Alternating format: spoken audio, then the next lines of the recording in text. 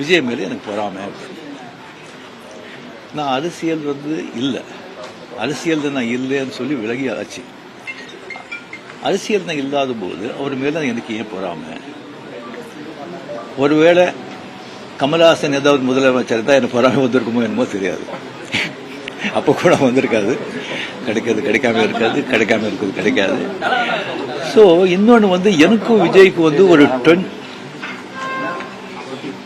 எனக்கும் விஜய்க்கு ஒரு ஜெனரேஷன் கேப், கிட்டத்தட்ட 25 years டிஃபரன்ஸ். நான் முதலையே சொல்லியிருக்கேன். நான் விஜயை நான் இதை கம்பேர் பண்ணிக்கிட்டா அது எனக்கு நல்லது இல்லை, கெட்ட பேர். விஜய் என்ன பற்றி கம்பேர் பண்ணிட்டா அவருக்கு நல்லது இல்லை. சின்ன வயசுலேருந்து அவர் பார்த்துட்டு இருக்காரு. அவர் சிஎம் ஆனதுல எனக்கு என்ன போறாங்க? அது இவ்வளோ சின்ன வயசுல 52 வயசுல எம்ஜிஆர் என்டிஆர் சாதனை பண்றதை விட அதை விட ஜாஸ்தி. கம்ப்ளீட்டா சென்டர் பிஜேபி எவ்வளோ பெரிய பவர்ஃபுல் சென்டர். இங்க 2 பெரிய கட்சிகளை எதிர்த்து தனி ஆளை ஜெயிச்சிருக்காங்க. அது நம்ம சினிமா இண்டஸ்ட்ரியில இருந்து.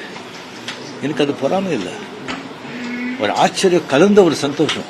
அடே யார் அப்ரிசியேஷன், சூப்பர். ஸோ அந்த பொறாமையும் இல்லை.